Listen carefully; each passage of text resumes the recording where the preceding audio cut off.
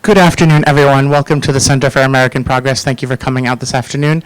We will be getting started in just a couple of minutes. 2 brief reminders before we begin. First, please silence all cell phones and other electronic devices. Second, there will be a question and answer following each panel discussion. We ask that you wait for the microphone to come to you, state your name and affiliation before your question. Thank you.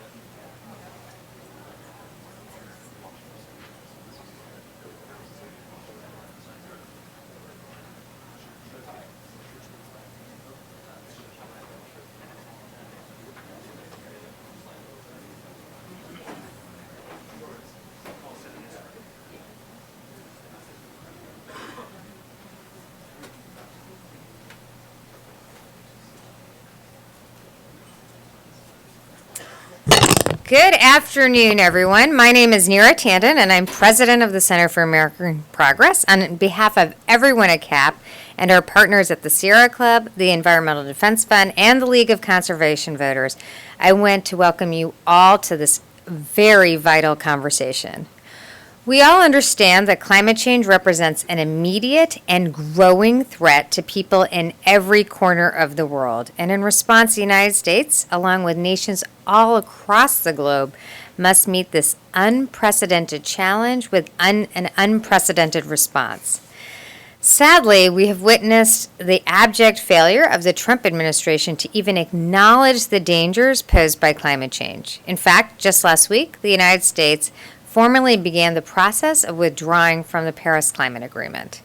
At a critical moment when America should be focused on reducing our emissions, the Trump administration's entire agenda has only worsened our contributions to the climate crisis.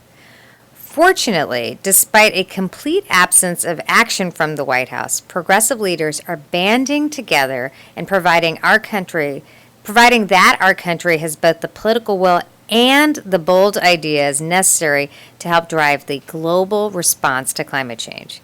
Thanks to a diverse coalition of activists, including scientists, advocates for labor and environmental justice, and elected officials, 9 states, along with Puerto Rico and the District of Columbia, are now moving toward 100% clean communities. Each of their legislatures have embraced plans that can protect the environment, generate good-paying jobs and high-quality green sector jobs, and create healthier neighborhoods for all their residents, and especially disadvantaged communities and people of color. Moving forward, progressives will have the opportunity to build on this momentum and to take this movement to the national level. Just last month, CAP released a 100% Clean Future, a report that offers a groundbreaking framework for translating the success of states into achieving zero net emissions across our entire economy for the year 2050. And our report shows that this is an achievable goal as long as we choose to act. These efforts at the state level serve as a roadmap for a new bill in Congress, the 100% Clean Economy Act, introduced by Donald McEachem of Virginia. And now I have the immeasurable pleasure of ensuring that you all hear from a great panel. The panel includes Representative Joe Neguse, Representative Paul Tonko, and Representative Debbie Dingell of Michigan. Each of them stands as a staunch champion of progressive values, from expanding affordable health care to strengthening public education and safeguarding our environment. And the geographic diversity of their districts embodies a widespread consensus among the American people that our government must act on climate and act now. With that, I have the pleasure of turning our program over to Christy Goldfuss, CAP's Senior Vice President for Energy and the Environment, who will moderate this discussion. And I just want to say a special thanks to Christy and her entire team for the brilliant work they've done on the 100% Clean Future Report. This is a critical moment we need to seize, and I'm excited that we have leaders here ready to seize it. Christy?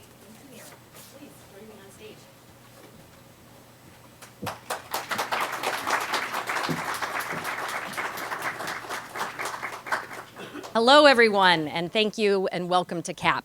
So I want to start the conversation. There's a lot remarkable about 2019 and what's been happening, but let's just hear a little bit from all of you about what has been surprising to you around the climate debate specifically.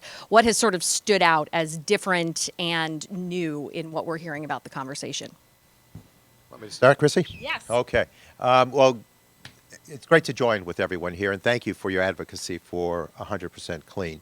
But I would suggest that, having been here 10 years ago when we had the debate with Waxman-Markey, that a number of things have changed. We have renewables offered at far lesser a price tag than was ever anticipated or projected.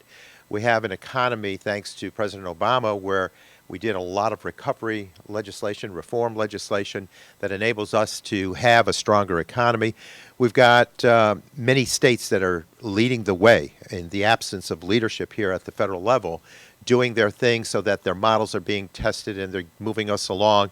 There's innovation and research that has grown, and public acceptance, which is a very valuable tool in this process. It's no longer an idea of polar bears or sea rise, but it's more about a backyard issue.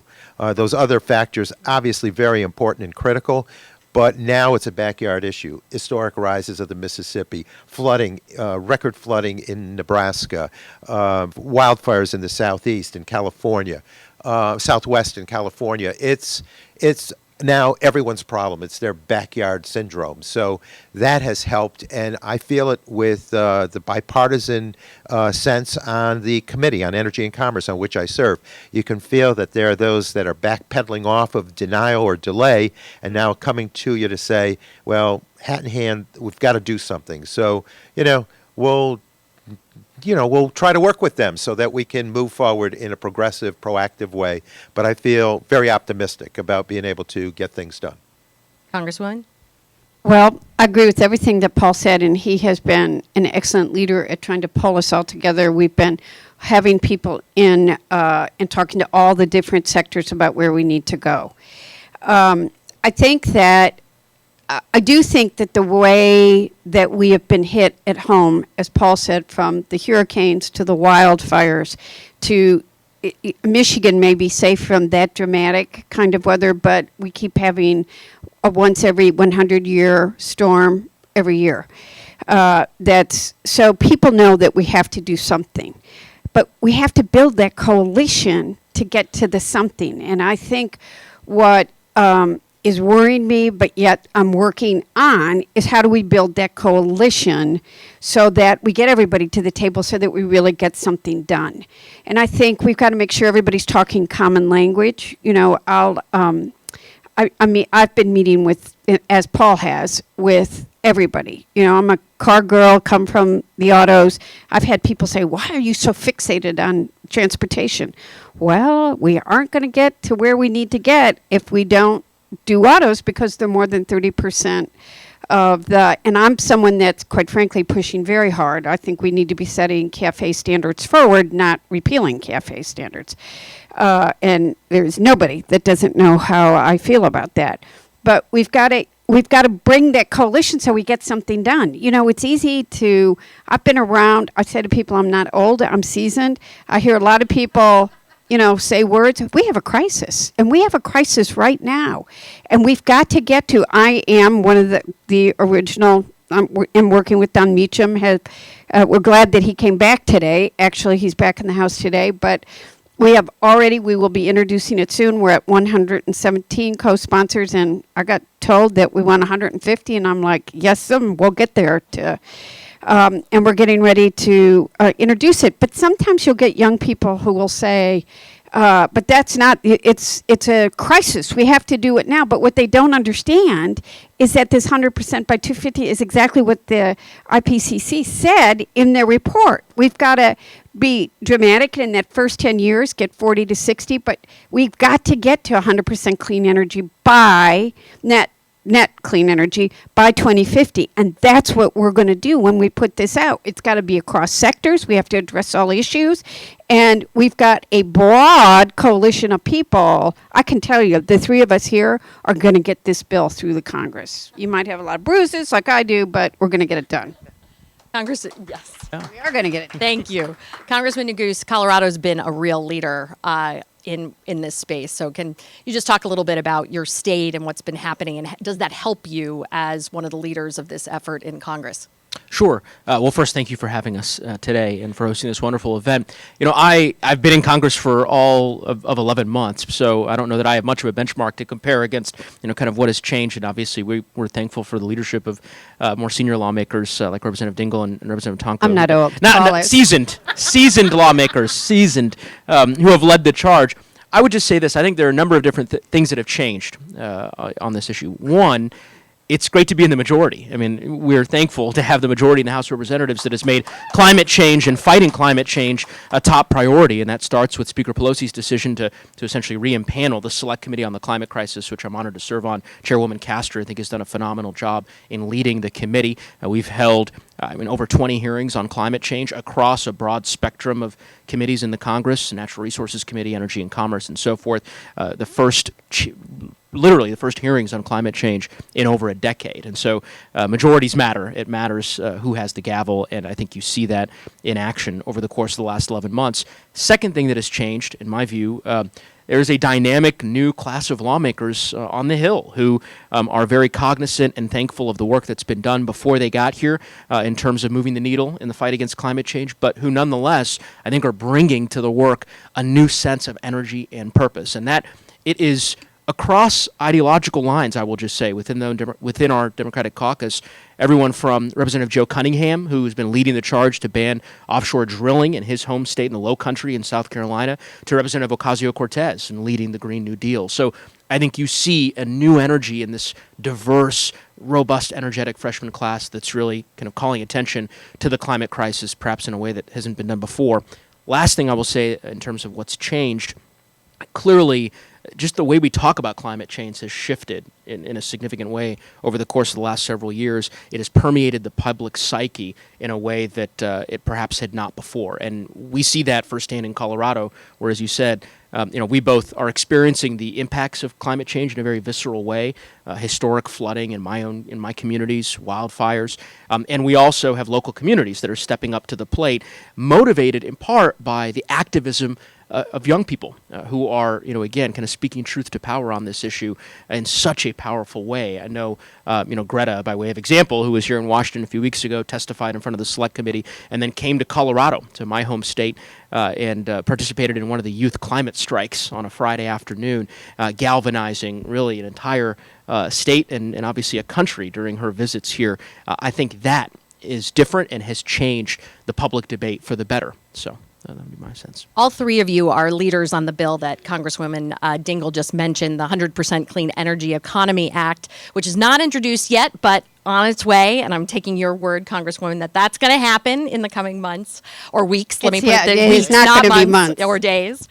But it sets a goal of net zero by 2050, which matches what science tells us we need to do, just as you said. Why is it so important that we focus on this goal and really educate all of your colleagues and more broadly about where we are headed? Well, I think that certainly setting a standard, a goal, enables people to focus on that goal. Over the last couple of years, and with many, many groups. I've reached out and gotten perspectives from various parties that are concerned or interested in this issue. And it's been a great process to be able to hear their concerns, their opinions, and also their solutions.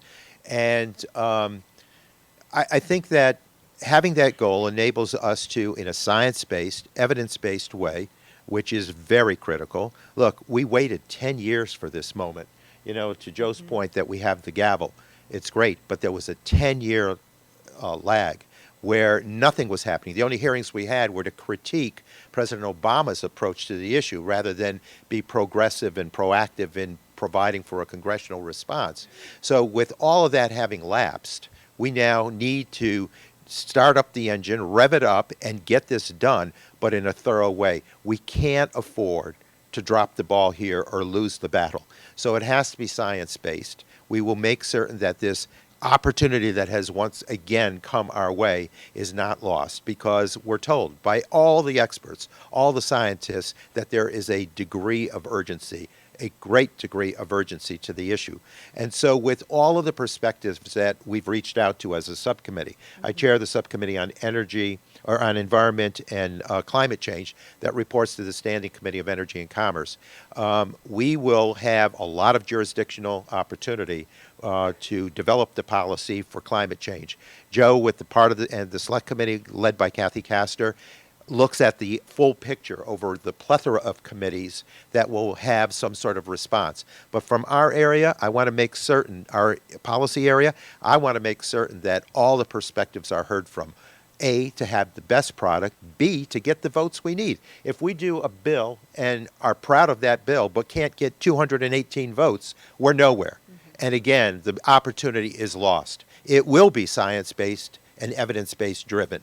And they are, through their perspectives, giving us the language or the ideas that are essential to a final product. And then as we draft this together, as we wordsmith it into a legislative text, then they will have something to look at and further review and further amend or adjust.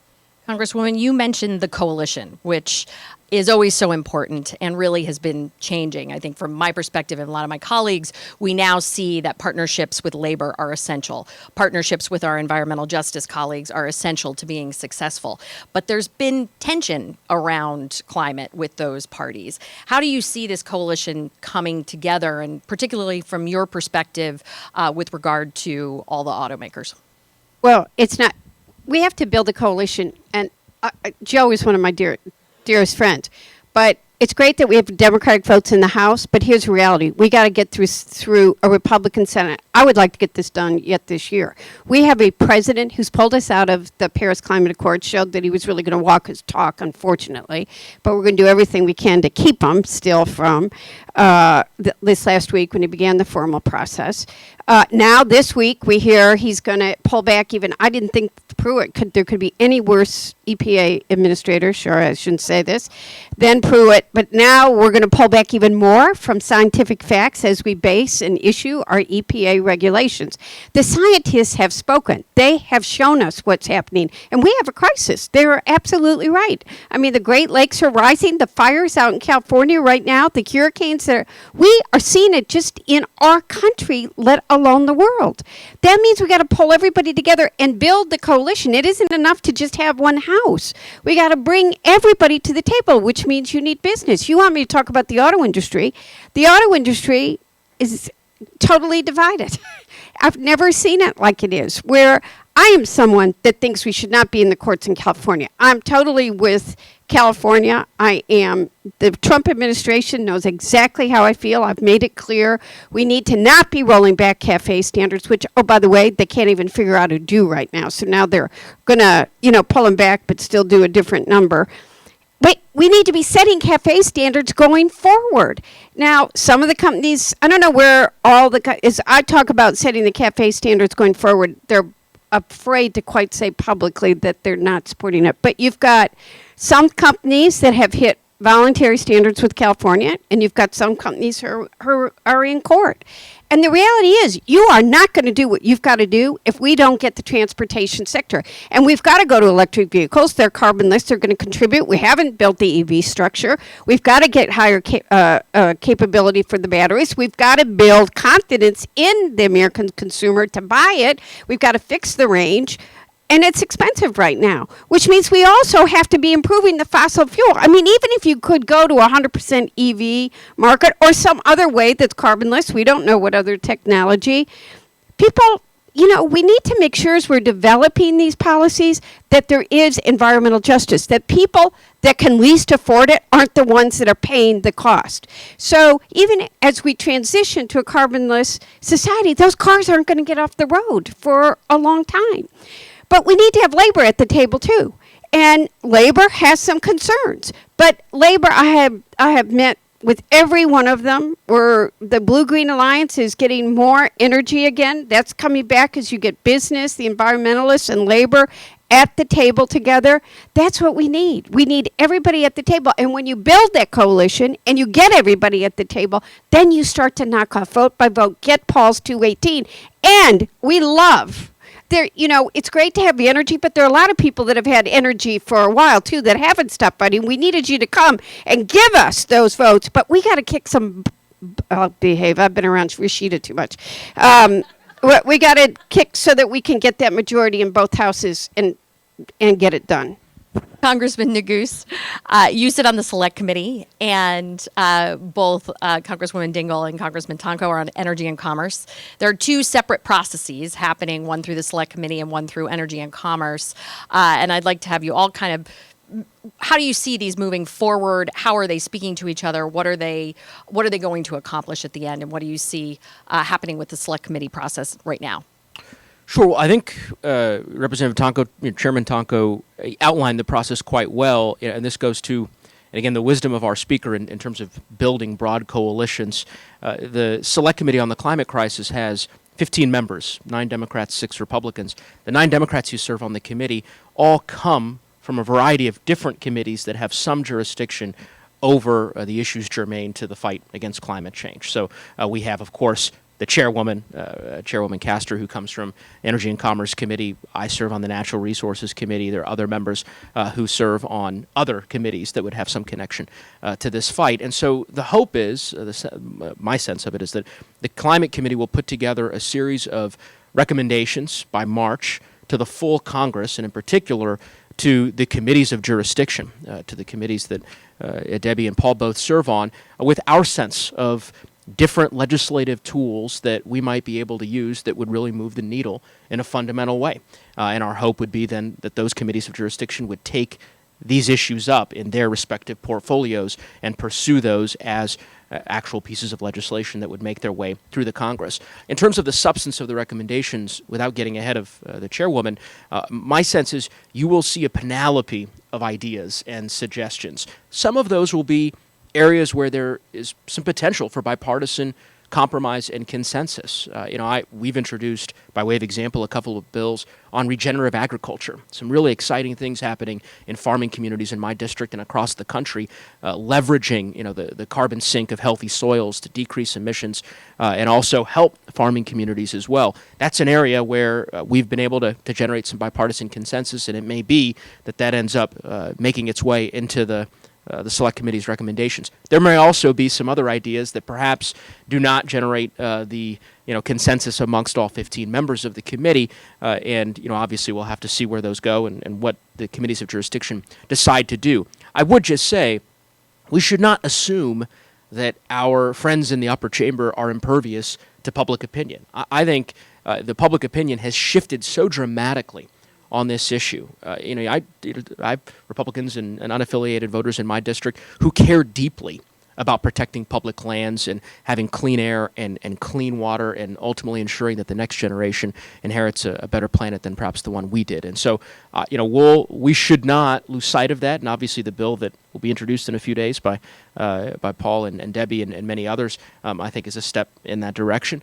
But to me, none of these ideas are mutually exclusive, right? I mean, there are any number of proposals that will be important.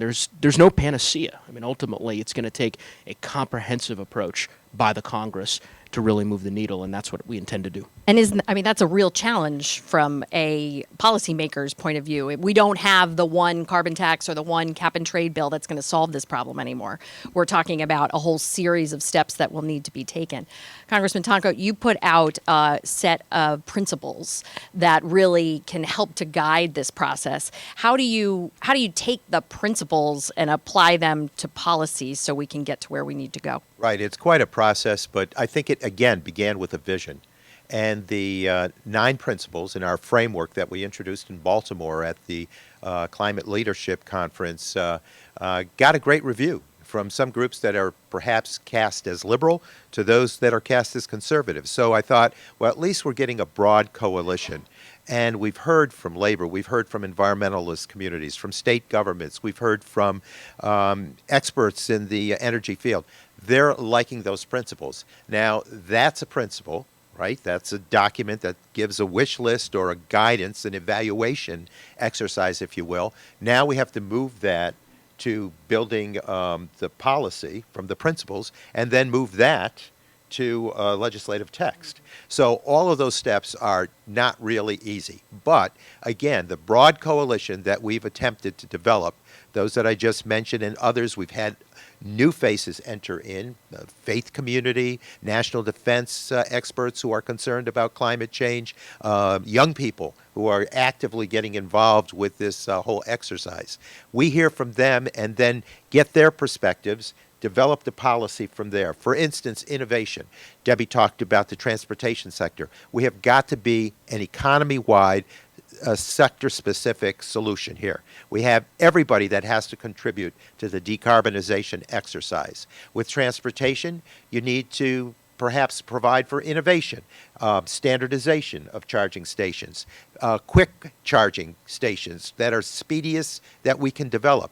That order of innovation comes through principles that then will drive into policy and then into legislative text. But all of these groups will help us with it. Then as we developed our principles, we had others that got involved. The Blue-Green Alliance that developed their principles. We had the CEO climate dialogue that developed ideas. Environmental justice groups that developed ideas. They're all feeding the process. So I think it's like this synergy that is developed so that the principles will guide the policy development because, again, it has to be science-based, evidence-based. Then that will drive the legislative text. And because it's economy-wide, we'll do the jurisdictional efforts within E&C. That will fall primarily, I would believe, to Bobby Rush's Energy Subcommittee and my Environment and Climate Change Subcommittee. And we will draft that up and get the best response we can get so that we decarbonize within that energy and commerce jurisdiction. And it's going to offer an awful lot of contribution.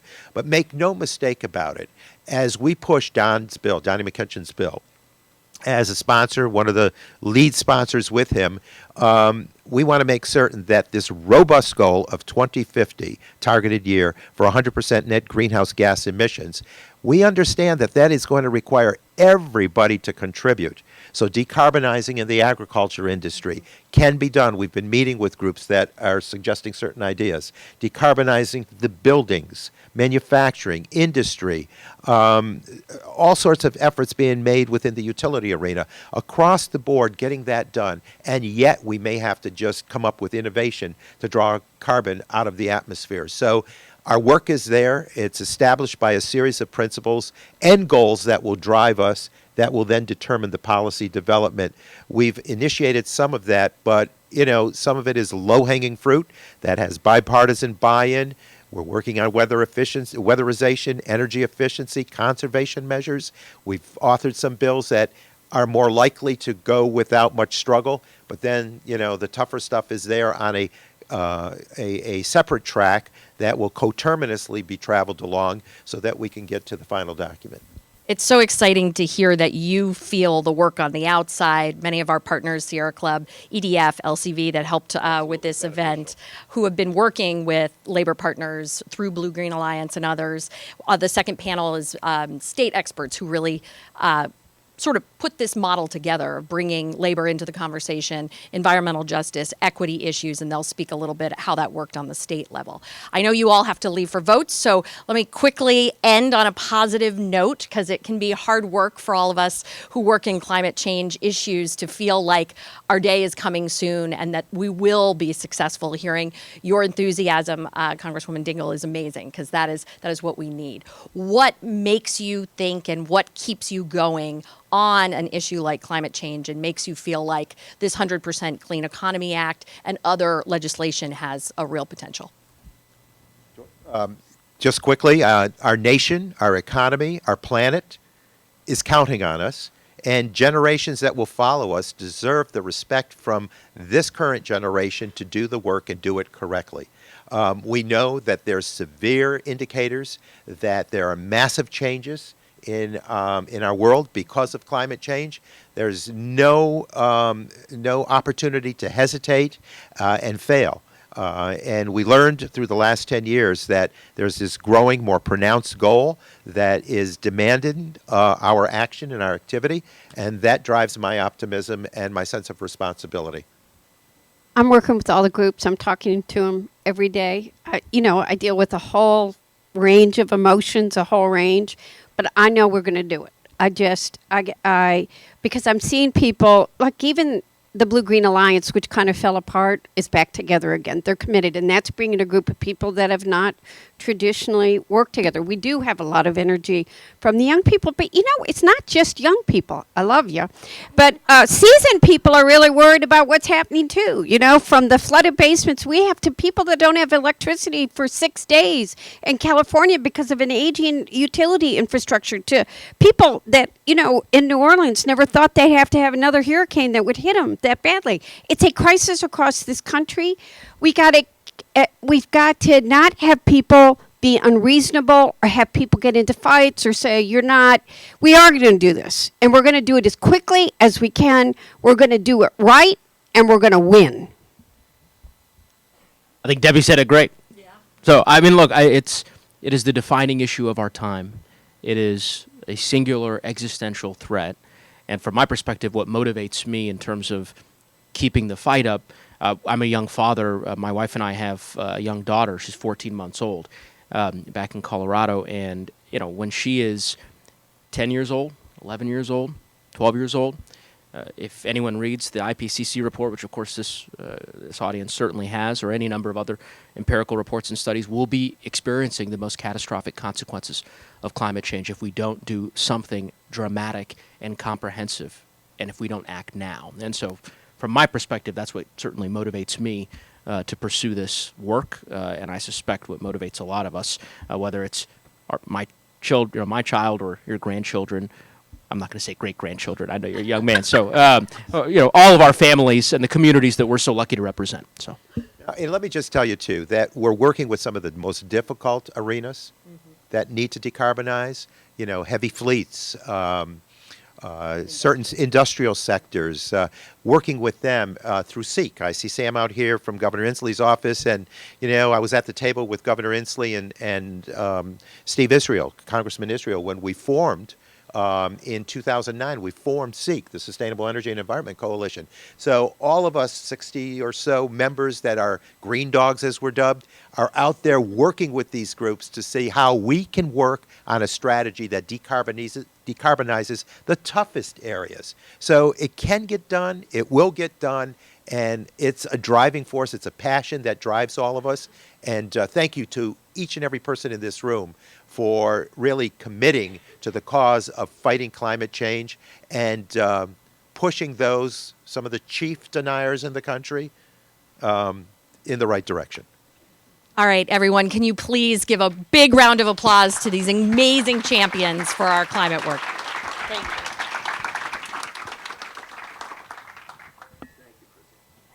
I'd like to ask Liz Pereira from the Sierra Club to come up to the podium to introduce our next panel. I will say Sam Ricketts has already been recognized. He was with Governor Inslee for more than 10 years and will be starting here at CAP next week. So we are very excited to have him here to moderate his first panel, and I'm sure not his last. Good afternoon, everyone. I'm Liz Pereira. I'm the Climate Policy Director with the Sierra Club here in Washington, D.C. And I just want to say thank you to Christy and to CAP for having this event. This has been really inspiring. It's really hard to keep the hope alive, and this is a really inspiring event and great. And we really also appreciate CAP's incredible leadership on the Equitable and Just Climate platform, which also was released. And it will be one of these guideposts to guide future legislation. So, and as you heard it, Neera Tanden summed it up with 9 states, D.C., Puerto Rico, all moving towards 100% clean energy. And we calculated at Sierra Club that means 91 million people, 1 in 4 Americans, are actually living in a community committed to a transition to 100% clean energy. And all of that was made possible by what Congressman Dingell was really getting at, which is the coalition. And that's why we're so happy to work here today with Center for American Progress, LCV, EDF, and many of the coalition members that we have had the privilege of working with across the country. And I am actually really thrilled to be able to, well, first, I'm a sorry excuse for someone introducing people working at the state level, because here I am a national person. But Sierra Club has the Ready for 100 campaign, our Beyond Carbon campaigns, and they are doing fantastic work at the state level, and have had the privilege of working with Sam Ricketts, who, if people don't know who Sam is, Sam was formerly he was the head of SEEK, which we all remember from his time here in D.C., the Green Dogs, as Congressman Tonko mentioned. And he was formerly the climate director for the presidential campaign for Washington Governor Jay Inslee. And, Jay Inslee really created the gold standard climate plan, really, what we've seen out in the presidential candidacy space. And so that has been an incredible contribution. And Sam has driven climate policy and strategy for a candidate that really is on a mission to confront this existential challenge. And we thank him so much for his leadership. So with that, and he's now, of course, a fellow at CAP, which is wonderful. So congratulations on that as well. So with that, I'll introduce Sam Ricketts.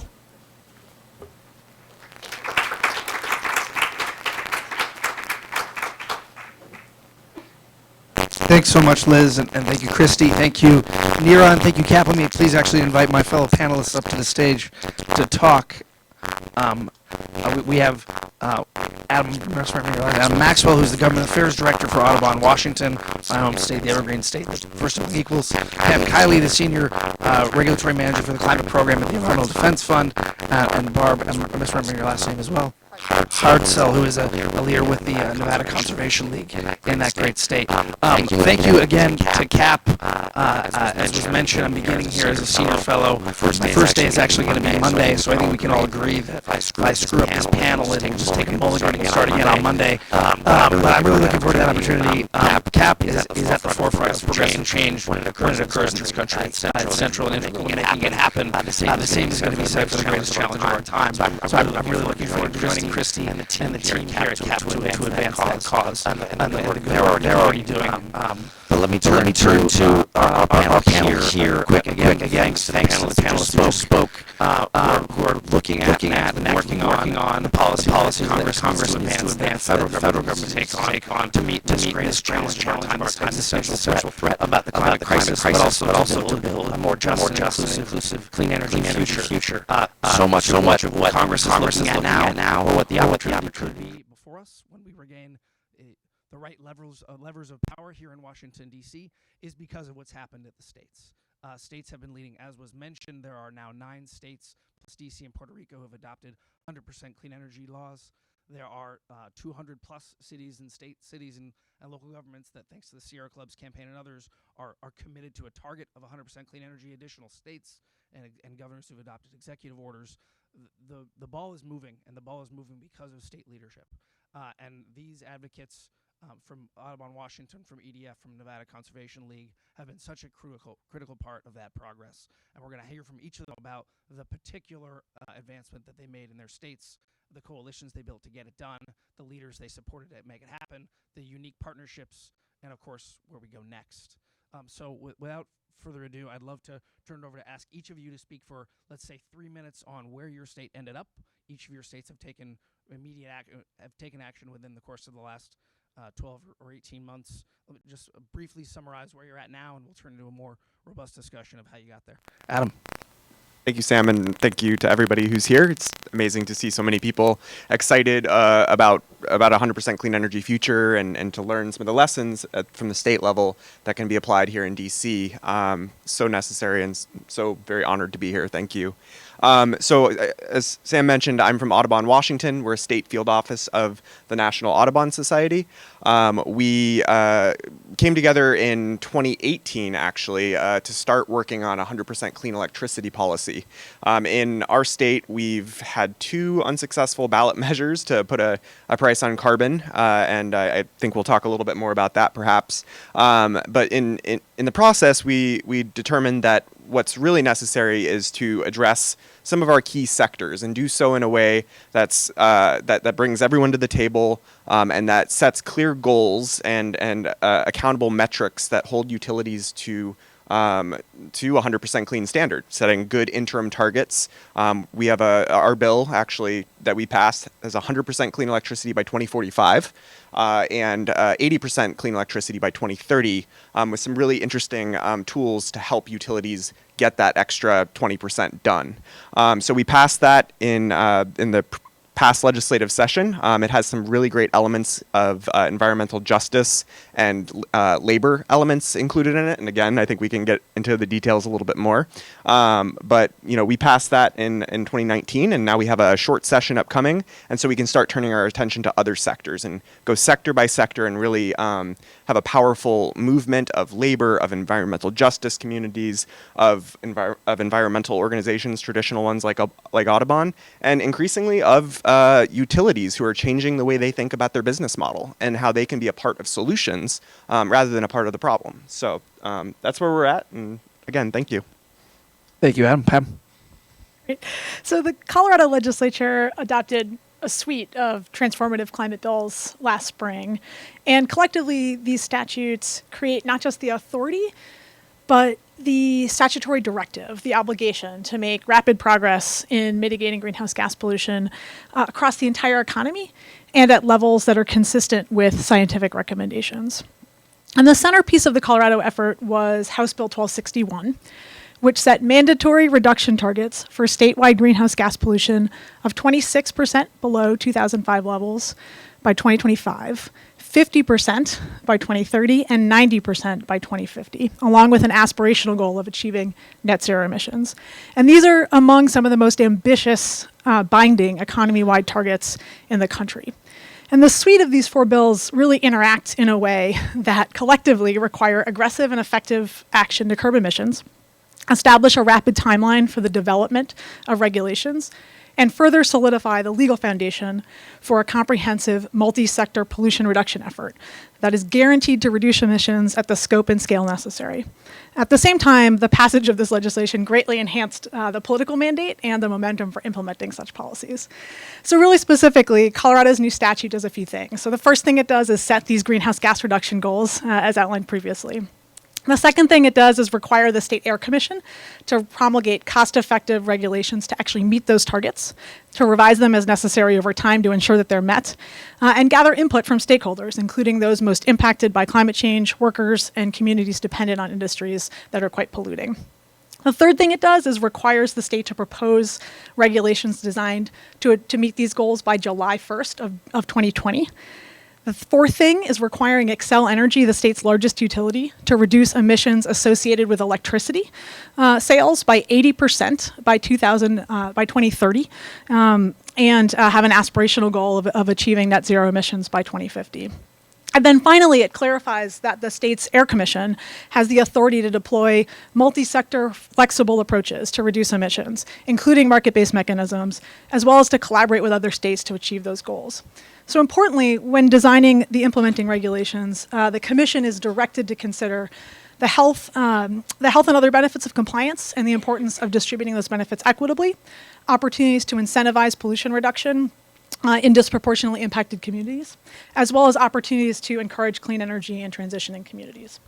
Additionally, the bill provides for the tracking of emission sources that affect disproportionately impacted communities and explicitly requires the Commission to adopt strategies designed to reduce air pollution in those communities. By doing so, this bill provides for strong, effective action on climate while also making critical progress to address localized air pollution concerns.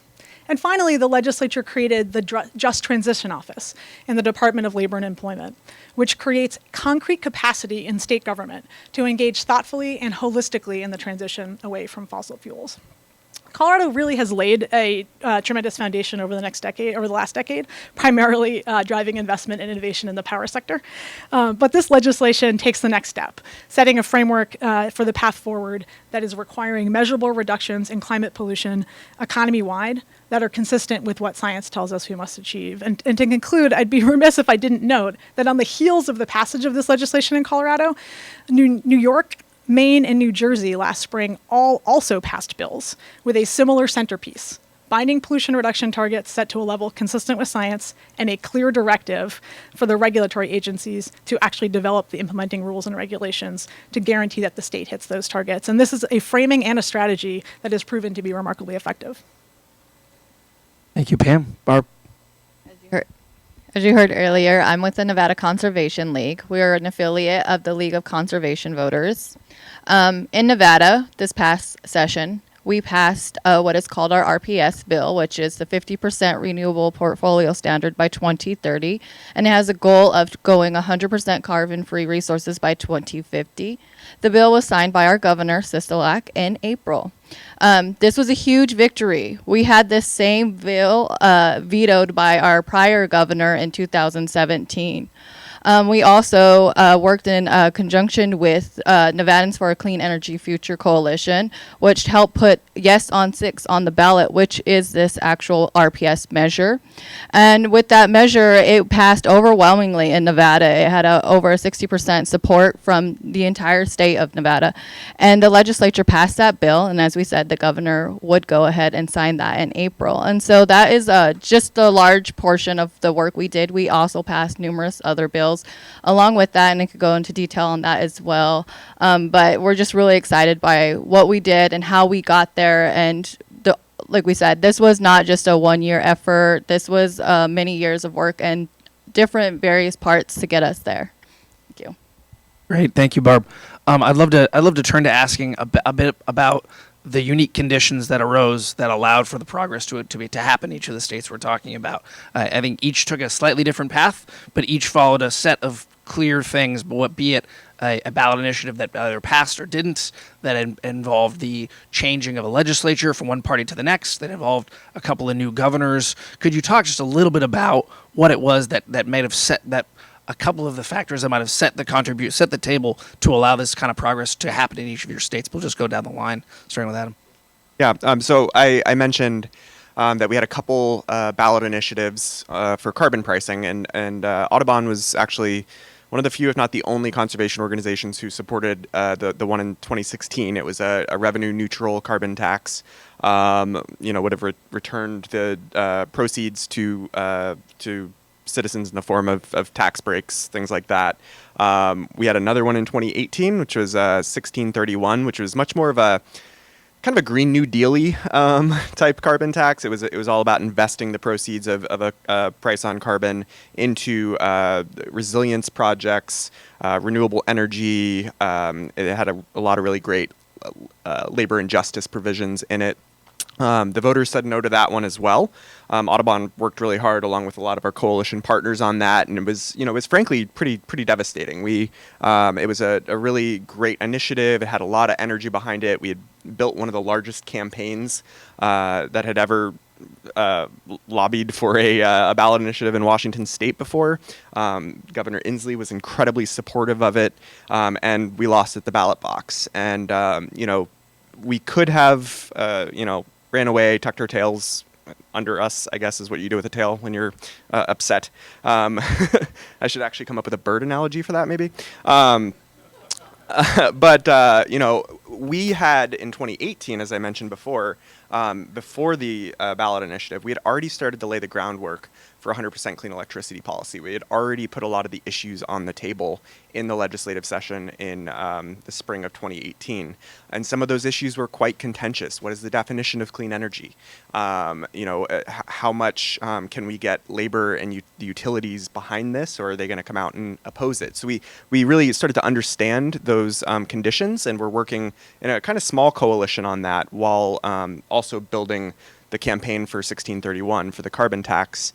And so we, going into the 2019 session, we had decided we were going to run legislation for 100% clean electricity, win, lose, or draw, which draw was not a possibility, but we decided to do that one way or another. And so when we had lost at the ballot box, we were prepared with a campaign structure in place to pull our coalition partners together, the same ones who are working on 1631, around this idea of 100% clean electricity. And again, we had tremendous leadership from Governor Jay Inslee. And I was telling Sam, one of the things that the governor does really, really well is staff his office really, really well. And so the governor, and that was not necessarily a compliment, but yeah, totally. So the governor came out in December with a package of a suite of policies that was intended to have the same emissions reductions as 1631 would have, but in a sector-by-sector approach. So 100% clean electricity was the kind of keystone of that, but there was also a clean fuel standard, which resonates with what Representative Dingell was talking about before, and that we're going to need cleaner fuels in addition to electrification. There's also a clean building standard and a ban on HFCs, all of which were designed to cumulatively reduce emissions at the same scale that 1631 would have. And so we all coalesced around that. Again, the environmental movement, the labor movement, the environmental justice community, all coalesced around that and worked really well together, had support from the governor's office and bringing in other stakeholders, and were able to move that through the legislative session pretty remarkably easily. And I think one last thing I'll say is that there was, it was already a democratically controlled Senate and House of Representatives in Washington, but there were increasing gains that were taking place in the 2018 election, even though the ballot measure lost. The Democrats actually picked up a number of seats, and so that did make it a little bit easier. But I think even with the legislature the way it had been before, we would have been able to whip the votes because we had a really big coalition. Great. Thanks, Adam. Pam, I want to put the same question to you, but with a couple of things. How important was a new Colorado Senate, for one, and then talk about also the importance of the utilities moving in a clean direction in Colorado, and also Colorado AFL-CIO, and you mentioned the Just Transition Office, so a couple of contextual points. Excellent. You grabbed 2 out of my 3 factors. So you asked about factors that created the opening for this movement in Colorado. I had 3 that I wanted to point to. The first is the amount of progress that Colorado had made in the power sector over the last decade. So much progress that there was a glide path for the major power provider in the state to, in many ways, be willing to impose a mandate on itself to not just sort of ratchet up incrementally the renewable standard, but to instead switch the framing, talk about emission reductions, and commit to an 80% reduction in CO2 emissions from their entire system by 2030. That's a big deal. But the opportunity was, well, hey, if we've created the policy framework that's going to allow this, why don't we leverage this declining reduction in the power sector and translate that into a broader economy-wide reduction target? You can justify a lot more ambition across the economy if you are willing, to basically take a look at what's happening in one sector and acknowledge that going really deep in the power sector on a very short timeline can enable achieving much broader goals across the economy. So that was sort of the first major thing. The second driver was that people, the other side of the coin, people looked at what was happening in Colorado with respect to emissions, even given how much progress we'd quote unquote made on renewable energy, and we're frankly shocked. The emissions gap between where Colorado is projected to be under current policy prior to the passage of this legislation and where they needed to go to be consistent with IPCC recommendations from last fall was staggering. And even if you shut down every single coal plant in the state and replaced it entirely with clean capacity, you're getting less than halfway there. So that was another really powerful driver to sort of transition from a single sector strategy energy to thinking holistically across the economy. And then the third driver, which you mentioned, was the state Senate. So it was both the Senate and the House. It was not just that a climate majority flipped the state Senate, but it was also, and the power for this legislation came from the House. It was also that virtually every caucus member in the Democratic caucus ran and won on commitment on climate and tangible commitment, concrete commitment on climate. So the Speaker of the House who spearheaded this legislation, along with a sort of dynamic freshman senator who ran and won in one of the targeted seats that flipped, the two of them were really the catalyst behind this. And this, if the Speaker were here, she'd tell you that when she sat in the caucus meetings right after the election and went around the room and asked people what their biggest priority was coming in based on how the election season went, she said virtually everybody had climate at the top of the list. So those are the three factors that I would point to that created the space for this movement in Colorado. Great. Thanks, Pam. And then Barb, within Nevada, because of the Nevada Conservation League's phenomenal work on Proposition Question 6, there was power built for a clean energy future. There's also a new governor replacing one who was not willing to support such a bill. Talk a little bit about the conditions that set itself up for you all to make the progress you made. So the story of conservation advocates push for RPS, the Renewable Portfolio Standard for 2017. We had about 11 bills we took in as a coalition into our legislature to get passed, and this one was one that was vetoed by the governor. But we had learned from lessons from 2015 and 16 when we had worked with our rooftop solar, and we engaged in a lot of issues with that work. And we had to go into the 17 session and make that a priority to make sure that we were in the right direction with that. And so we took those same lessons from that into this when we got the veto of this not passing, of how are we going to get this done? Who should speak on this? Who should be talking on why clean energy is important? Who are we looking at? Who are those faces? And a lot of the times, they're not our faces. Those of us who come from communities of color or underrepresented communities, it's not your faces you see at the forefront of these issues. We're not included. We're not at the table. We don't determine policy, and we don't have input. And so we took a lot of that work, same with Nevada Conservation League, and we worked in a coalition called Renew Nevada. We took in the faith ministry that represents a lot of communities of color. We took in environmental groups. It has public health. There's business. It's bipartisan. And we sat at the table and talked about how we're going to move this forward. And it was able to be passed as a grassroots effort. Yes, we had the funding to have Yes on 6 from Clean Energy Future for Nevadans. And we at NCL were able to work on that and carry that ballot out of our office. But at the same time, we weren't the only messengers on this, and we weren't the only ones to determine it. And in fact, it's the people of Nevada that carried this forward with an overwhelming 60% support for this RPS.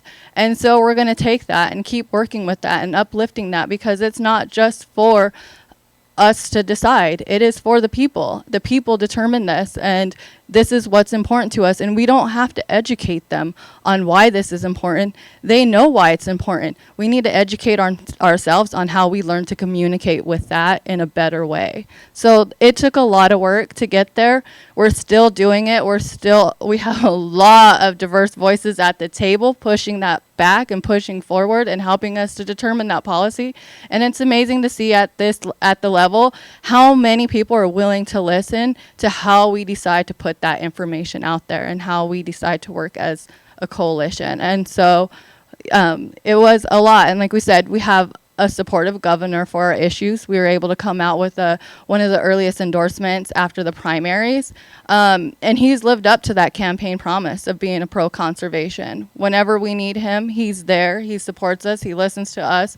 And we also know when we need to step back and when it's other voices that need to be at that forefront. And we also know how to use our accountability measures to say, you know what? These are the voices that are represented in this, and we'll use our voice to support that and hold it accountable if this is not what we get to. So learning to step up and step back is also another lesson. It's not easy. It's very hard. You have to have very strong components in there that are pushing this forward and pushing that narrative of what's important to everyone here and whatnot. And so we also have the pro-majority now in our legislature as well. We have female-led majorities in both our Senate and both our Assembly. So that has a lot to it as well. Also, you know, props to the women of Nevada. They're doing big things. And so, yeah, it's been a lot of work and it's an adventure and we're going to keep on pushing. Awesome. Thank you, Barb. It actually gets to the next question I wanted to ask about, which is the coalitions that were built behind this. And frankly, the importance, I think the thing that we're seeing now across the country, as we all talk about, and Representative Dingell talked about, hey, we can feel this. We're going to do this. We're going to get this done. I think a lot of that comes from the fact that we, meaning the climate movement, are a bigger, more diverse, a more powerful coalition than it's ever been. And you're seeing that in the success that's happened at state levels. Barb talked about that in Nevada. Certainly relates to what's happened in Washington, Colorado as well. Pam, maybe first you talk about the who else was part of this coalition that got this done, the importance of communities of color, frontline communities, the importance of the labor movement in really building a set of policy solutions that's not just about getting carbon molecules out of the air, but is about building good jobs, that is about reducing cumulative impacts and building more environmental and economic justice. Great. So thanks, Sam. A couple of things. So the Colorado legislation as a package, the sort of core emission reduction requirements was not a specific prescription for implementation, but rather a mandate to actually develop the regulatory programs to achieve these reductions. So the important piece of the puzzle that was incorporated in the Colorado policy was really clear provisions to put justice and equity provisions really as a centerpiece in the development of these regulations, and being very, very clear about which communities needed to be actively invited and brought into the formal stakeholder processes in the regulatory process. So that was one really critical piece. I think the second piece of the puzzle was really being intentional about ensuring that to the extent possible, we are aiming to design implementing policies that not just are reducing climate, a global pollutant, but also thinking about how to deploy climate mitigation strategies in a way that could potentially drive down localized air pollution in targeted communities. So those were two very intentional pieces that were put into the directives in the legislation. On the labor side, there were really three big provisions in this package of bills that became very powerful. The first was actually explicitly talking about a whole host of worker transition provisions in the context of the power sector only 80% reduction requirement for Xcel Energy. So there's a lot of work that went into developing some certainty and clarity around what that looked like. I think the second piece and the overarching emission reduction requirement legislation, there was very explicit provisions, again, to include workers in that conversation and to sort of think about workers and workforce issues in the context of the design of the policy, of the implementing policy. And then finally, the sort of creation formally in state statute of a just transition office really helps, I think, first of its kind in many ways, certainly in the Intermountain West, to really put front and center considerations around the transition of communities in the development of state policy. There's a lot more work to be done with that office. There are a lot of functions that need to become funded, but to actually have some staff capacity right off the bat, I think is going to be very helpful for the state as they move forward. With respect to broader coalitions, there are sort of two other coalition players that I thought were quite critical in the Colorado effort. The first was local government. The Colorado County or Colorado Citizens, Colorado Communities for Climate Action. It's organized over the last 4 to 5 years, a coalition of local governments, cities and counties across the state with geographic diversity that were in the legislature pushing not only for sort of broad action on climate, but very specifically urgent action. So they drafted and passed the legislation that sets into statute the timeline for actually developing implementing regs. And they became a very powerful voice representing really strong geographic diversity in the conversation. And then the other piece of the puzzle was the electric power sector. You had an electric power sector that was willing to go all in and support a broad economy-wide mandate because they understood that they were ready to power the rest of the economy. And they were excited to think about sort of holistic mechanisms that could help ensure that they were able to leverage their decarbonized electric grid to help us drive down emissions in the transportation sector and the built environment sector. And the power sector in Colorado also recognized that it's not just good enough for Colorado's power sector to have sort of proportional reductions on the same scale as the economy-wide goals, but that if Colorado is going to meet a 50% reduction target across the whole economy by 2030, the power sector needs to overperform and overperform at a scale that's basically commensurate with somewhere around 80% reductions, and that's a really big deal. So those are the coalition elements that I think were critical in the Colorado piece. And Adam, talk a bit about in Washington State, the particular the justice and jobs focused elements of the 100% Clean Plan and the coalition that built itself around it. Yeah, I mean, it was really important, and it wasn't just the 100% clean bill in an interesting way, although there were some really great equity elements in that bill that I can talk about in a second. But there's an organization in Washington State called Front and Centered, and they represent a lot of communities of color, a lot of they represent a lot of some of the most vulnerable communities, have done some really great work with the Department of Commerce to develop some groundbreaking maps that really show where the pollution is and where folks are hit hardest by pollution. And it's really no surprise that usually that's in Black and brown communities. And so we worked really closely with Front and Centered and other environmental justice groups to help them pass we were trying to pass a bill that ended up being just a proviso, but something called the Healthy Environment for All Act that basically incorporates into all of the state government agencies' planning, outreach, and implementation of policies, incorporates social justice elements and has an oversight capacity to make sure that those communities who are hit hardest by not just climate but environmental degradation are the communities that we're prioritizing when we're doing any kind of state level work to whether it's permitting or anything that the state does. So we supported as an environmental community, we all supported that. It was really important. But then in the 100% clean electricity bill, there were some really important equity components, building on some of the work that had been done at Commerce to develop the vulnerability maps. We actually fostered investments into those communities to help them mitigate climate change and even in some cases be able to have community ownership of energy. The way that's structured is we've got a net zero standard by 2030, and that means that utilities have to be at 80% compliance, 80% greenhouse gas free, but the other 20% can be met with alternative compliance payments or what's called energy transformation projects. And those energy transformation projects are a variety of different things: charging stations, support for buying EVs, things like that, weatherization, and those energy transformation projects are targeted at the places on the map where we have vulnerable populations. So that was a really important element. Also, we have penalties for non-compliance, which is, I think, really important. You want to have a stick in case utilities aren't complying.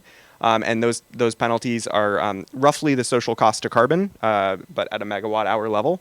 And all of those penalties go towards low-income weatherization programs to help reduce electricity use and in a lot of cases gas use in those communities. So that was really important to getting the environmental justice community on board. But it was also not just a kind of political calculation. It's something that I think we at Audubon at least and our partners have really internalized that this is a justice issue.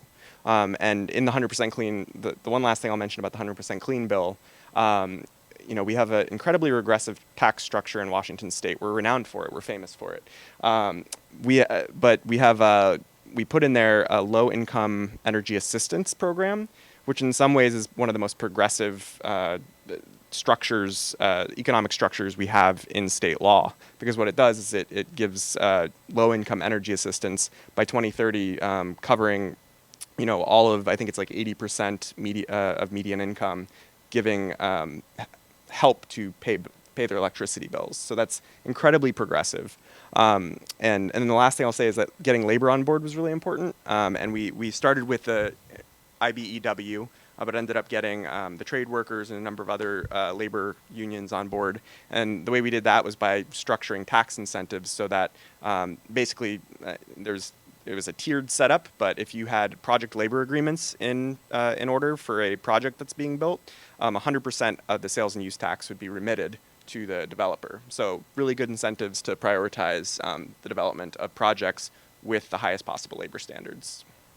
Thank you, Adam. Barbie, you started this point about the importance of a big coalition, so I'd love to invite you to say anything else about the importance of it, but then to actually ask the flip side of that, which is talk a bit about the experience of a big and diverse coalition pushing for policy and where it needed to come to some accommodation or agreement where there originally wasn't some, whether it relates to the definition of a clean or renewable energy or the timelines for implementation or the way to spend certain dollars.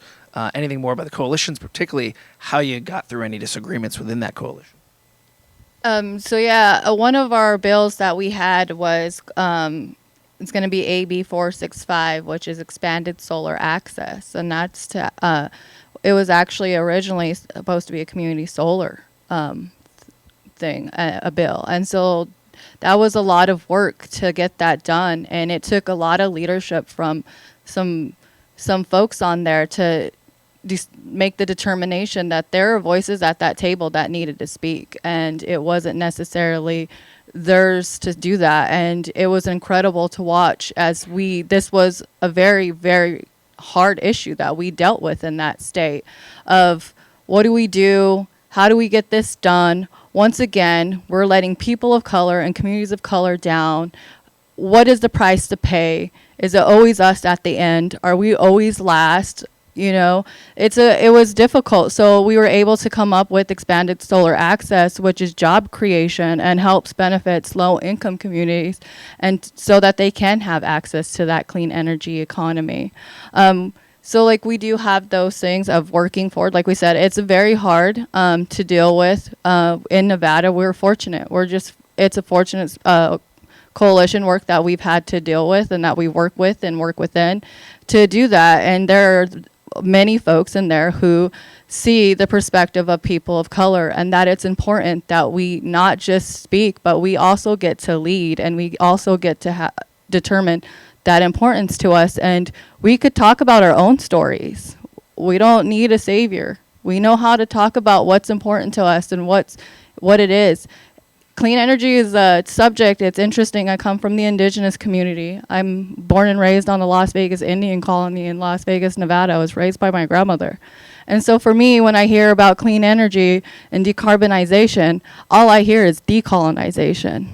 You mean you want to go back to the way we lived when we were first here? So why are we not at the forefront of this movement? Why are we not speaking on these things? We were impacted greatly by what happened. Not only that, there's a lot of stuff where if you want to talk about federal lands, we can't take our federal lands out to support for businesses or waste facilities or things, but we're supposed to take it out so that we could build a clean energy economy. So we need to have those kinds of conversations, and you need our voices and us at the table to do that. And sometimes it's not just coming to your table. Maybe you need to move your table to where we're at. And so it's talking about those kinds of things and being able to have those voice and stand up for what it is. We were able to get SB 299, which is a clean energy bus bill for our school district. It's a pilot program so that we could get diesel buses off our streets and we could get electric buses. And because that helps our communities with the air quality. Communities of color have the worst health impacts from pollution and air quality, asthma, all these things, and how we have buses sitting there. So like we said, who's gonna pay the cost of it? How much are we willing to actually push forward? And how, when we say we're going to do these things, are we actually going to stand by, or are we the first to be compromised?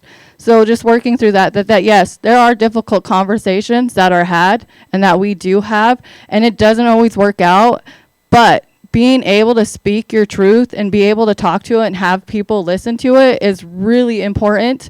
And so that's what we do in our coalition, and we have been able to do immense work. And like we said, something that could have been detrimental to the communities it was supposed to greatly impact, we were able to change it and create it into something worthwhile, and that's still going to benefit. And they are still the voices that led on that. It wasn't led by anybody else but that.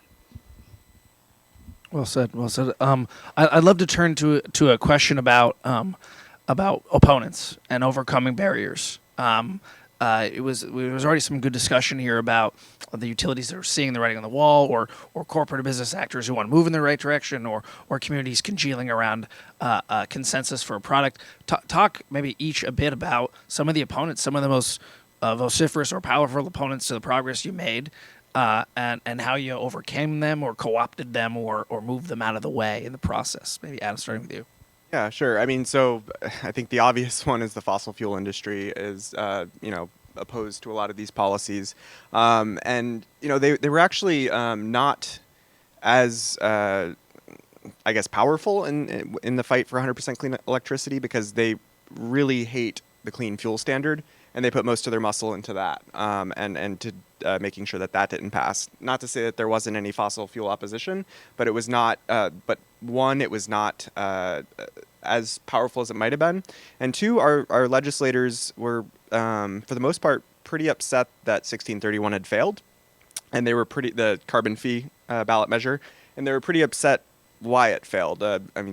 The BP and a number of other fossil fuel companies had dumped $32 million into a state ballot initiative campaign, spreading misinformation and really defeating that through TV ads and things like that. So I think a lot of the legislators were not really ready to listen to the fossil fuel industry lobbyists as much, but they were listening to the utilities, and the utilities were not lined up in support of this bill at the beginning.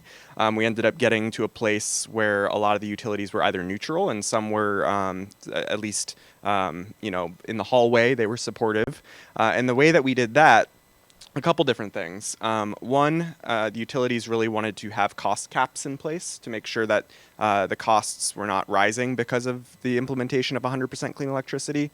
So in designing the cost caps, and again, Governor Inslee's office played a really important role in this, in bringing the utilities and the environmental community and the environmental justice community and labor all together to hammer out details.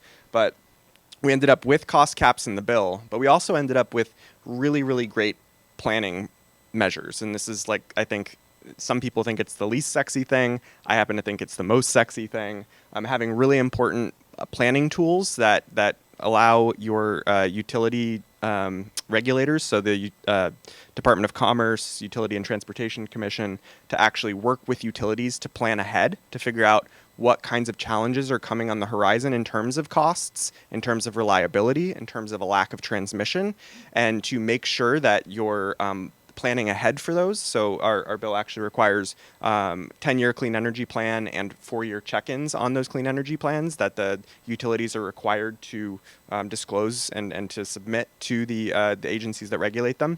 And basically, if there are challenges on the horizon, whether it's costs, reliability, transmission, you have to say how you're going to meet those challenges. So while we do have a cost cap in place, we have some confidence that we're not actually going to hit that cost cap, and that utilities are going to reach compliance, because we have cooperation, and we have confidence that we have that cooperation in place, so that utilities, the regulators of the utilities, are all working together to strive in the same direction, to really understand what's coming up and how we can address it, and how we can work together to make it possible to reach those goals in a way that's equitable, in a way that's inclusive, and in a way that is benefiting both the utilities and their customers and a healthy climate. Thanks, Pam.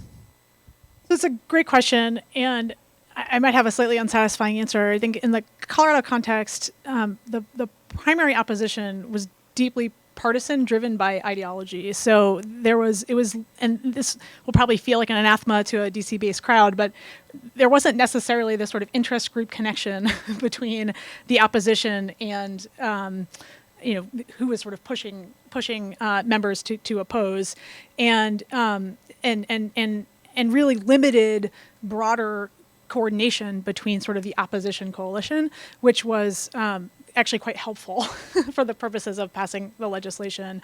To speak specific, so and what that looked like really was broader pushback about climate change isn't happening and we don't need to take action on it, which was sort of the perfect foil. I mean, that's the conversation that we wanted. We wanted the conversation to be about, does the state have an obligation to do its part to reduce this pollutant. And it was a great contrast between, those members who stood up and said, it's a problem, we're facing massive consequence, and we need to make sure that we are actually moving forward and creating measurable reductions in these pollutants, versus those, in both chambers who were really left arguing about whether or not, climate science was real. But specifically about the stakeholder group or industry or special interest opposition, there were a few things that that sort of come out to me that are important to note. I think the first was because of the nature of the legislation, the opposition was relegated to trying to get sort of special concerns and considerations into the regulatory process, as opposed to trying to oppose the targets or the directive to achieve the targets, which was perfect. It was perfect footing, and it created a real opportunity for the coalition to factor in a whole host of considerations to be thought about in the context of developing these regulations that really spoke to a very broad range of industry concerns, and really created a playing field that they weren't really able to play on, right? Like they were pushing back about the process to develop the regulations, and at that point we'd already won, so that was great, and that's sort of why I think this model is quite powerful, by not trying to define every single detail of your regulatory program in legislation, but instead kicking big swaths of those programs over to the regulatory experts.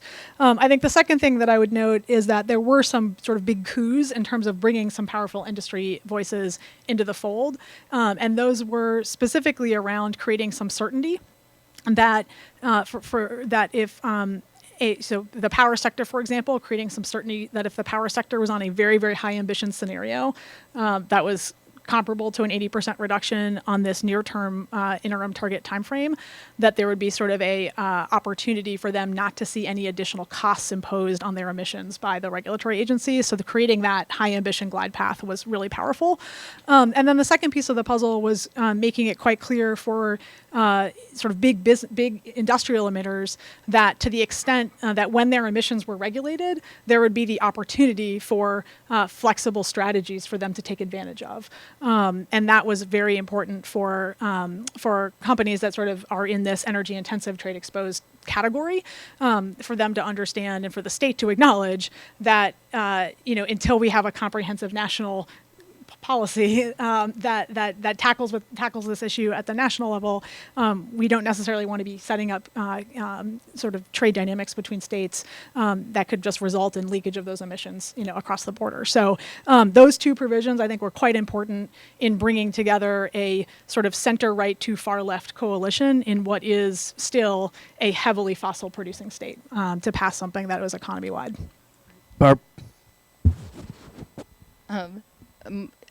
Coming from Nevada, we're a gaming state, we're a mining state. Those are a lot of the proponents of how we, have jobs and work and whatnot. There's the utilities, we have labor organizations. There are so many you could think that would possibly come back and not be supportive of, the renewable portfolio standard.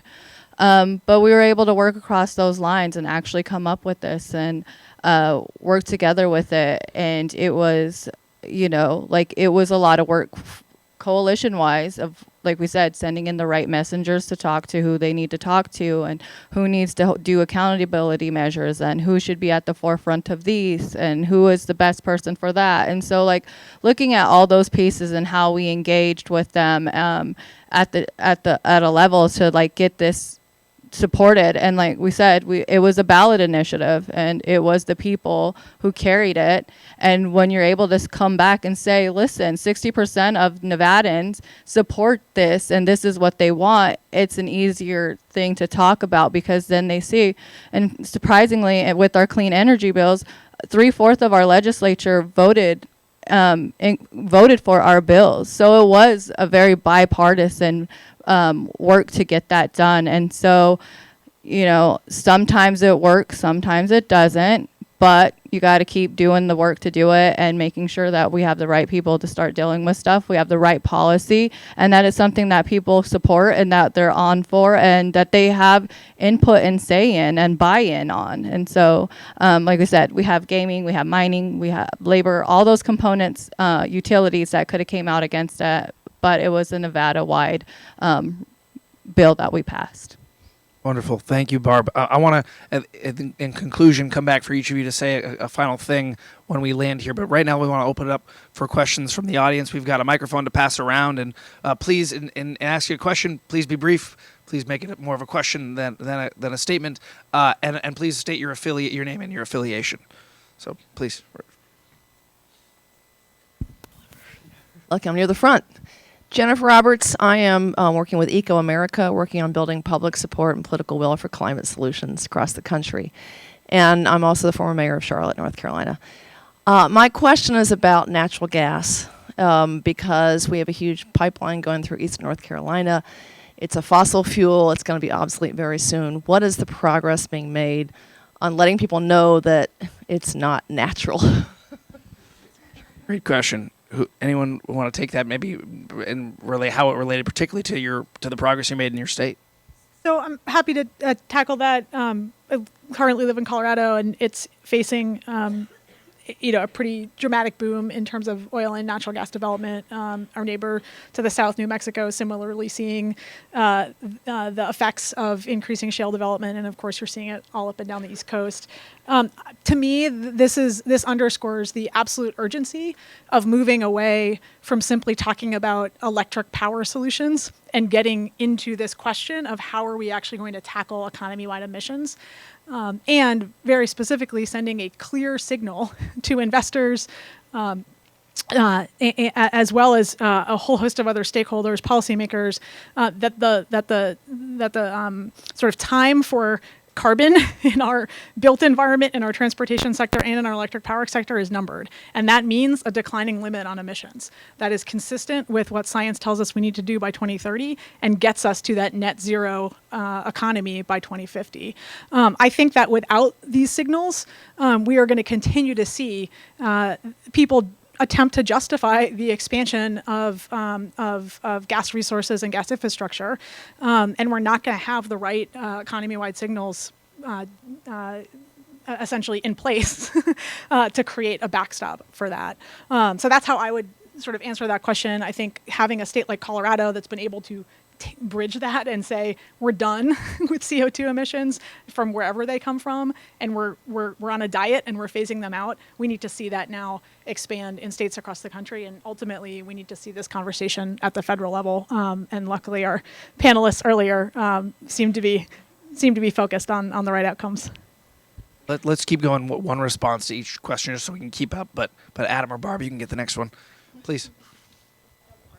Yeah, Alden Meyer, Union of Concerned Scientists, great panel, as was the first one. And I want to talk about the gap in between the two panels. We heard about the aspirations of the national level. We heard about wonderful work going on each of your states. I'm wondering the regional level. What are the prospects in the West now with new governors in Nevada, New Mexico, Colorado, existing governors on the West Coast, revitalize the Western Climate Initiative around carbon pricing, or use the Western Interconnect to decarbonize the grid, or coordinate on low-carbon fuel policy or other policies? What's the opportunity for regional collaboration and leadership in the West? Barb, sorry, go ahead, Adam. I mean, that's a terrific question. I didn't catch your name, but that's a great question. And I think, so part of the 100% clean policy actually drives towards that. There's a couple utilities in Washington state that are part of the energy imbalance market, but more utilities should be, and that and those electricity markets should be more integrated. We need to figure out how to move power from one part of the West to the other, and that's going to be really important and critical to figuring out how to balance intermittent loads or intermittent demand and things like that. So I think that's really important. Washington State, we are embarrassingly the only state still on the West Coast that does not have a clean fuel standard. So getting Washington State to pass a clean fuel standard and getting other Western states to do the same to help to create those credits and to create those investments in electrification and in cleaner fuels is going to be really important. And I know that Governor Inslee, he's he's running again. He's going to be running for governor again, and he's committed to that. And I know, Gavin Newsom and other governors. We've got some great governors, and we've got some great leaders at the agency level that are collaborating and figuring out how to make this happen. And then the last thing I'll say is, so as part of Audubon's implementation of 100% clean electricity, one of the things we're doing is building on some work that we did in the San Joaquin Valley in California to develop what's called least conflict priority siting. So siting renewable energy, like any kind of development, is difficult. It's challenging. There's stakeholders who would prefer the land be used for other values: agriculture, conservation of shrub steppe for songbirds and for sage grouse. Excuse me. So it's a real challenge. And so one of the things that we did in California, and we're rolling out in an improved version in Washington, and talking to folks in Oregon about doing, is bringing those stakeholders together, bringing them to the same table, mapping out the areas that they say, I'm okay with solar being sited here, but not okay with it being sited here. And then using mapping to actually figure out where those areas of least conflict are, where that overlays with transmission, and actually making it easier for developers to come in and say, I know where I can build solar energy, and I know where I can get it to market, and I know where I'm going to face the least amount of challenges in the permitting process, bringing down those soft costs, expediting their transition to renewable energy across the West. So, one thing on the WCI question, I think as people broaden the perspective of the conversations in these states to thinking about how to achieve economy-wide targets, I think we're going to start to see more and more states acknowledge the power of working collaboratively to achieve those emission reductions. We know that Governor Lujan Grisham in New Mexico has directed her agency to evaluate the potential of sort of restarting those conversations on the ground. I think Oregon is a place to watch. Are they able to be successful in the short session at actually getting their economy-wide program off the finish line? And Colorado's targets are quite ambitious, and there's real opportunity for both Colorado and then down the line in other places in the interior West. There's, like you said, following up on what they're saying, but also, the conservation voter movement, that's the way we do this. Here, please. Right here.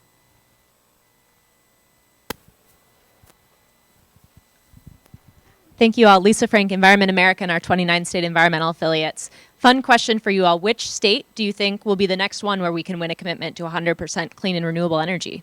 That's a great question. Pam, I'm putting you on the spot. So I think I'd flip the question back and say, what's the next state where we can win a commitment to 100% clean economy across all of our sectors? I think we are, Oregon is a place to watch. Virginia's a place to watch. Minnesota's a place to watch. There are 25 states with climate commitments in the Climate Alliance, both with concrete reduction targets for 2025 and a commitment to achieve the Paris targets.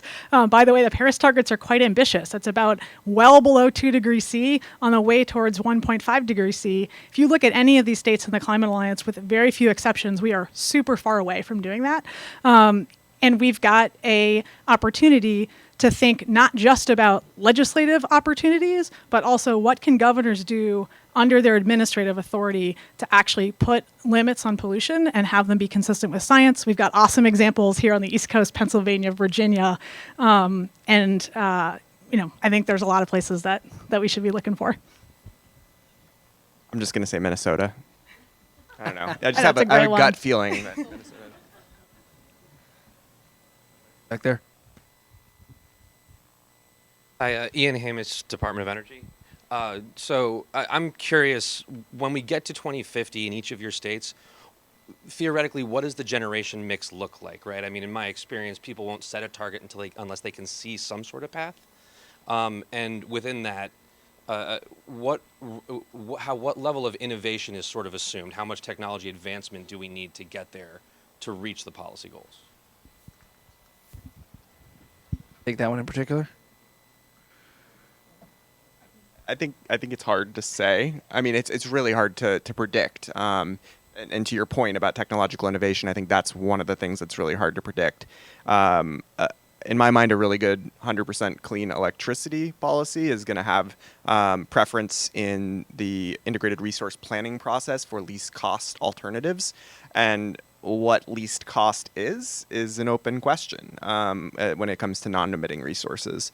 I think I'd mentioned that we're looking that the Western grid needs to be more interconnected, and that's great. That means that it'll be a lot of solar, wind, tidal perhaps, run-of-river hydro. There's really interesting stuff going on. I think Portland, Oregon has turbines in their water pipes to help produce electricity. So there's all those kinds of things. But there may be innovations that are on the horizon. I mean, like what is it? Cold fusion is always 10 years away. You never know. So it's really hard. It's really hard to say exactly what it'll look like. But it'll be non-emitting, and that's the most important thing right now. Critical. I've got time for 2 more questions. Let's go one right here and one straight back behind it. Adam Siegel, Get Energy Smart Now.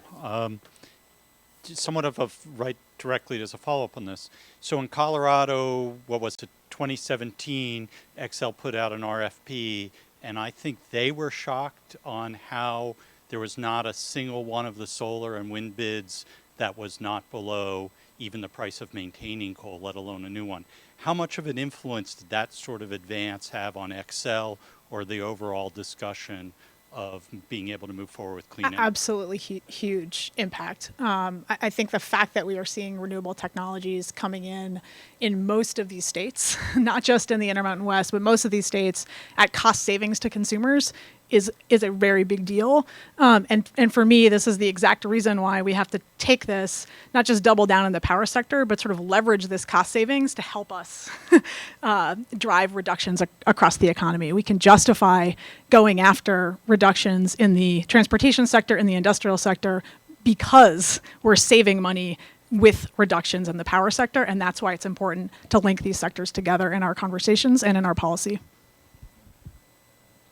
Final question. Hi, I'm Elise Tolbert from the Climate Action Campaign.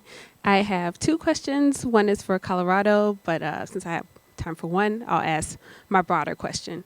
Throughout this conversation, we've talked about equity, justice, the need for diverse coalitions and diverse groups of people to be at the table from a grassroots level, but also in leadership positions. And so I'm kind of wondering what efforts or initiatives any of your organizations put in place to ensure that not only do you bring diverse populations of people to the table, but that you hire and have in leadership people who come from a variety of diverse backgrounds within your states. Great question. Can I let each of you take it just very briefly? Talk about it. Sure, and it is a great question. Audubon's committed to equity, diversity, and inclusion. We have folks on staff who are focused on doing better, and it's a long process to do better in that regard. I'll just speak for my own state office though, we have Seward Park Audubon Center, which is where I work, and I'm lucky it's probably one of the most beautiful places on earth. Big, beautiful view of Mount Rainier, and our center director is a person of color. It's right next to. It's actually right next to a very, very wealthy neighborhood, but just about a mile away is the most diverse zip code in the country. A lot of low-income brown and black people. It's an area that doesn't get enough attention from the city of Seattle and, frankly, from the state of Washington. It's those communities that are often left behind by our economy.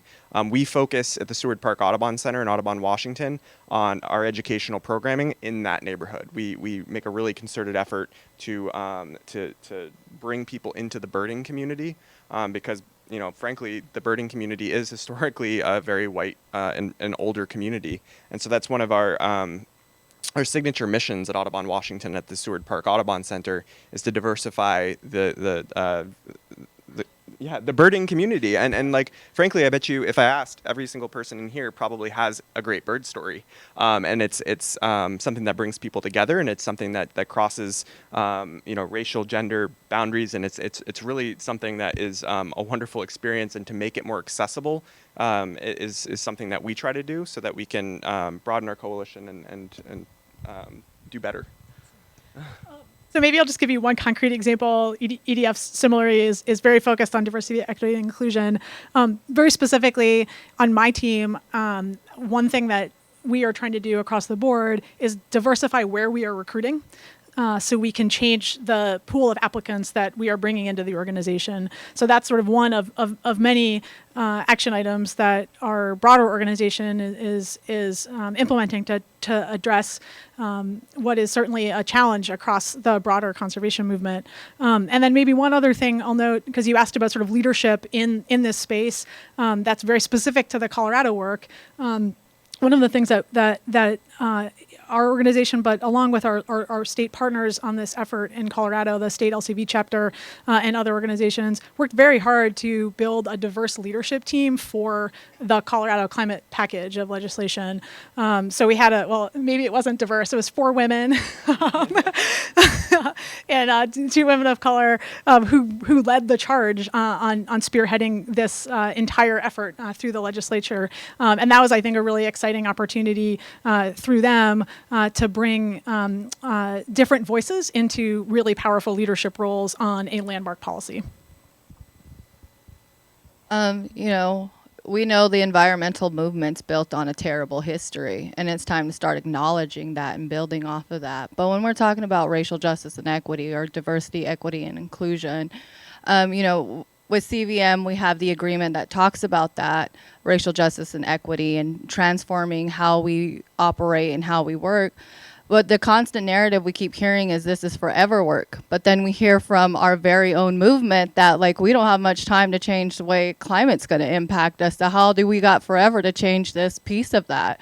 And so figuring out how to, does lived experience qualify as people who should be in these positions? Or are we going to look at or go with the normal status quo, which is, you come from here, this, you have this person, you have these references.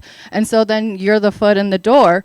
And then we talk about racial justice and equity and all of those pieces, and that goes right out the door when we talk about that. So it's not just transforming one little piece of it, and it's not forever work. It's stuff that's got to be done, and it's starting to incorporate those very people into those positions. And we talk about leadership positions, and we know what that is. It's predominantly white males that are in leadership positions, and acknowledging that and quit erasing that like we have erased our history on what this environmental movement was based and founded on. And I'll just say it's such an important part of what a climate movement is now, is not only looking for solutions that incorporate justice and diversity and inclusion and equity, but building them with people in the faces from diverse communities. That's how you make them effective. That's how you make them lasting. That's how you actually accomplish those goals. And that's part of why I'm so excited to come to CAP. I know CAP is committed to that. We've got to close here, but let me offer to each of our panelists a quick opportunity to close with any final thoughts. I want to ask you and please be brief so we can conclude here, but I want to ask you if you might emphasize what is the exciting work that you're going to do next within your state? What's that thing to be? It could be a bunch of things, but and then any final thoughts for particularly folks focused on federal policy here, learning from your states and others around the country. If you might conclude with those in mind. Barb, I'll start with you.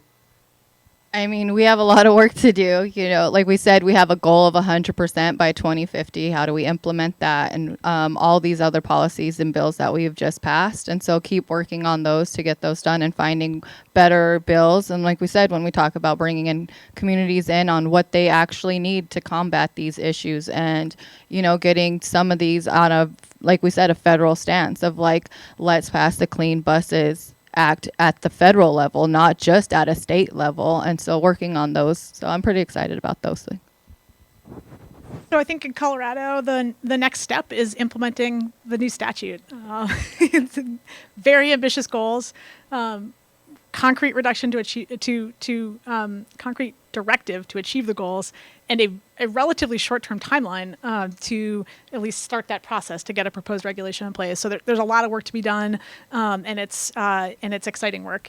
I think more broadly, my takeaway, or maybe what I would hope the takeaway might be, is that we have broadly at the state level a tremendous amount of work to do to translate sort of rhetoric and commitments into very concrete policy action that that is focused on the metric that we all know is the metric that matters, which is emission reductions and emission outcomes. And there's been some tremendous progress in 2019.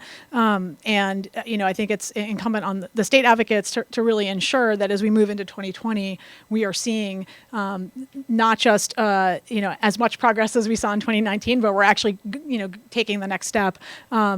So that's for me a big driving factor in terms of a lesson for how to translate some of these efforts at the state level into the conversations around federal policy. I think for me, probably the biggest lesson is the outcome matters. If you can get people, if you can have the conversation around do we or do we not have to reduce emissions at this particular level, that is a very powerful frame, and there is a wide range of stakeholders that will be ready to be in sort of agreement with that, and if we can keep that debate focused on what do we need to do on what timeline, and keep it away from trying to put too much pressure on ourselves to solve every little intricate detail of the mechanism in the next couple of years, I think we're going to be better off. Yeah, I mean, implementation is key, and it's something that we're working on. But we're also starting a campaign around natural climate solutions in Washington State. So the landscape, and this is to Barb's point, something that has been indigenous knowledge for quite a long time, is that the landscape is integral to the balance of the systems that we live in. And so we're working on legislation that is going to really drive towards that goal of leveraging our aquatic lands, our forests, our fields, regenerative agriculture, really making sure that we're actually reducing carbon in a natural way, and the side benefit of that, especially from an Audubon perspective, is that by protecting birds from climate change in the future, we're also giving them habitat now, and we're creating more opportunities for people to enjoy the landscape today. And so that's really important. And then I'll just briefly shift to the federal question, and actually, I mean, I kind of want to take it in a little bit of a different direction. One of the things, I think there's confidence is key, and there's two things that kind of came up a couple times and I want to touch on.